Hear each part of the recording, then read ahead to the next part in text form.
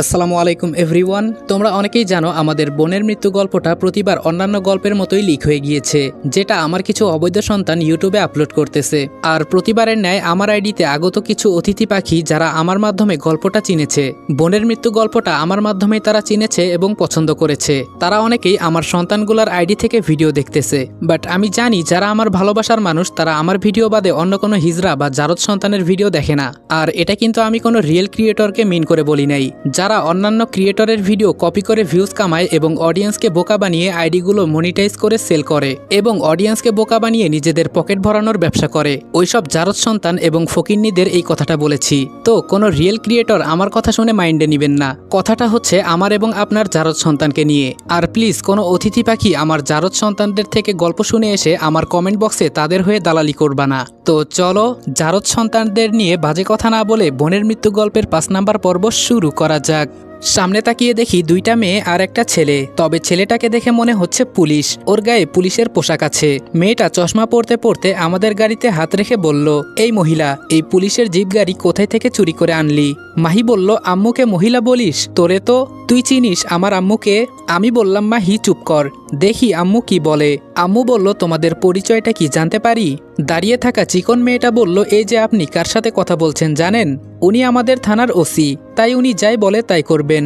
মনে রাখবেন সম্মান দিয়ে কথা বলবেন, না হলে ম্যাম কিন্তু অল্পতেই রেগে যায়। আমি আস্তে করে বললাম, মাহিরে আজকে মনে হয় ওরা শেষ।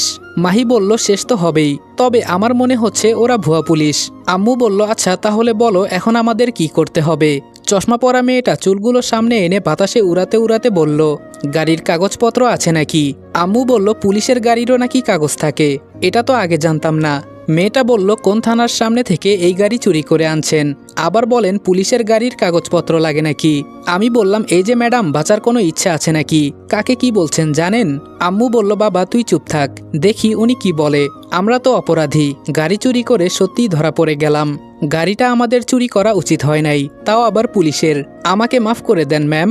আমি বললাম, আম্মু তোমার মাথা খারাপ হয়ে গেছে? আজকে আমি তোমাদেরকে সবচেয়ে বিশ্বস্ত বুক মেকার ওনেক্স সম্পর্কে বলতে চাই, যেটি পিএসজি এবং সিরিয়ার অফিসিয়াল পার্টনার। এই অ্যাপে আপনি cricket, football, tennis live match দেখতে এবং তাদের স্কোর ভবিষ্যৎবাণী করে সহজেই অর্থ উপার্জন করতে পারবেন। সেই সাথে BMW গাড়ি, আইফোন, ল্যাপটপ এবং আরও অনেক নগদ পুরস্কার জেতারও সুযোগ রয়েছে। এই অ্যাপটিতে আপনি crush, crystal, under and over 21 ইত্যাদি গেম খেলে সহজেই আয় করতে পারবেন।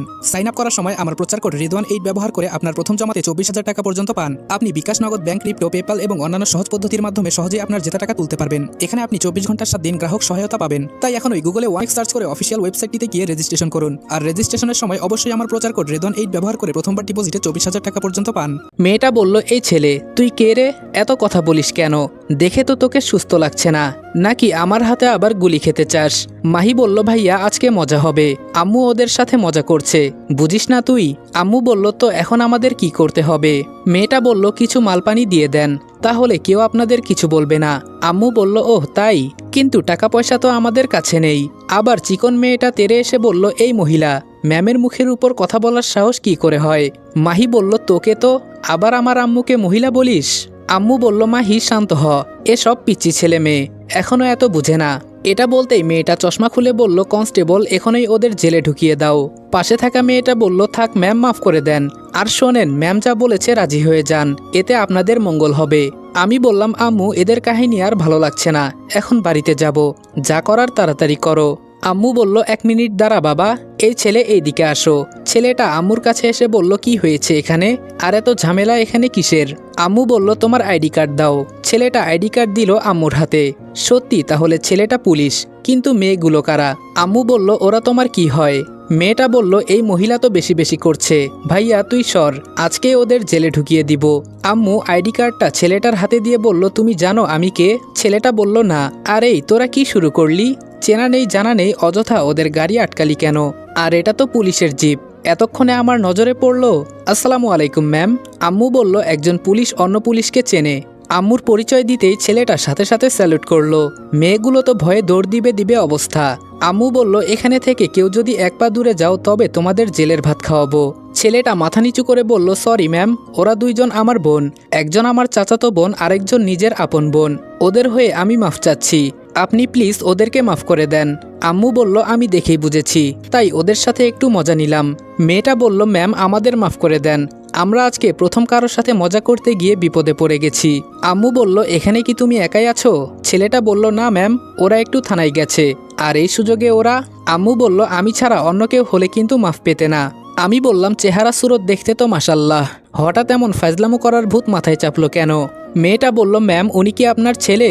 আম্মু আমার দিকে তাকিয়ে বলল, হুম। ছেলেটা বলল, কি হয়েছে ভাইয়ার? আমি বললাম, কিছু না। আম্মু চলো, আমাদের দেরি হয়ে যাচ্ছে। মেয়েটা বলল, রাগ করলেন নাকি ভাইয়া? মাহি বলল, আমি রাগ করেছি। আমার আম্মুকে তোমরা মহিলা বললা কেন? মেয়েটা বলল, ম্যাম সরি, আমাদের ভুল হয়ে গেছে। পাশের চিকনা মেয়েটিকে থাপ্পড় দিয়ে বলল, সব হয়েছে এর জন্য ম্যাম। ও বলে, পুলিশ নাকি সবার সাথে রাগ করে কথা বলে। আম্মু বলল, তোমরা দেখি পুলিশের মান সম্মান মাটিতে মিশিয়ে দিতে লাগছো। আচ্ছা এসব কথা বাদ দাও, আমি কিছু মনে করি নাই। মেয়েটা বলল, আপনাকে ধন্যবাদ ম্যাম, আমরা একদিন আপনার বাসায় বেড়াতে যেতে চাই। ছেলেটা বলল, এই মায়ের খাবি এখন, কার সাথে কিভাবে কথা বলতে হয় জানিস না? আম্মু বলল, থাক আর বকা দিও না। আচ্ছা এই নাও আমার কার্ড, একদিন সময় করে তোমরা তিনজন চলে আসিও। আমি বললাম, দেখ মাহি, এখন একেবারে আমাদের বাসা পর্যন্ত যেতে চাই। মেয়েটা বলল, ভাইয়া কিছু বললেন নাকি? আমি বললাম, না না, আমি আর কি বলবো। তো এখন আমাদের সাথে চলেন, বেরিয়ে আসবেন আমাদের বাসা থেকে। মেয়েটা বলল, না ভাইয়া, আজকে আর যাব না। আর আপনাকে দেখে মনে হয় আপনি অসুস্থ, আগে আপনি সুস্থ হন তারপর যাব। ওদের কাছ থেকে বিদায় নিয়ে চলতে শুরু করলাম। আমি বললাম, আম্মু, চেনা নাই জানা নাই ওদের তুমি আমাদের বাড়িতে আসতে বললে কেন? আম্মু বলল, ও মা, আমি আবার কি বললাম? তুই নিজেই তো বললি আজকে চলেন আমাদের সাথে আমাদের বাসায়। আমি বললাম, তুমি যেভাবে ওদের সাথে কথা বলতে শুরু করেছিলে তো কি বলবো আমি? আর কি সব ফালতু মেয়ে ভুয়া পুলিশ সাজার অভিনয় করে। মাহি বলল, তবে তুই যাই বলিস না কেন ভাইয়া, মেয়েটা কিন্তু সুন্দর আছে। আমি বললাম, আহা কত যে সুন্দর তা তো দেখছি। ওদের দেখলে মনে হয় আমার শরীর থেকে কতটা মাংস কেটে ওদের শরীরে দিয়ে বলি, তাও বোন চিকনা থাকিস না। আম্মু বলল, সত্যি বাবা, এদের মাঝে তোর কাউকে পছন্দ হয়েছে? আমি বললাম, আম্মু তুমিও শুরু করে দিলে? আম্মু বলল, যাই বলিস, মেয়ে দুইটাকে আমার খুব পছন্দ হয়েছে। মাহি বলল, তাহলে দুজনকেই ভাইয়ার বউ করে নেই। আমি বললাম, আম্মু তোমার মেয়েকে মুখ বন্ধ করতে বলো, না হলে এখান থেকে ঠেলা দিয়ে ফেলে দিব। আম্মু বলল, গাড়ির মাঝে তোদের আর ঝগড়া করতে হবে না, চুপচাপ এখন একটু বসে থাক। তবে হঠাৎ আম্মুকে মন খারাপ করে গাড়ি চালাতে দেখে অবাক হয়ে গেছি। আমি বললাম, আম্মু তোমার কি মন খারাপ? আম্মু বলল, না তেমন কিছু না। আমি বললাম, সত্যি করে বলো, আমি কিন্তু বুঝতে পেরেছি। আম্মু বলল, একটু মন খারাপ। মাহি বলল, কেন আম্মু, কেউ কি তোমাকে কিছু বলেছে?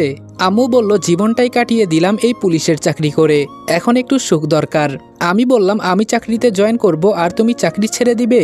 আম্মু বলল, না রে বাবা, তবে আজকে ওই মেয়েদের দেখে মনে হলো আমার একটা বৌমা দরকার।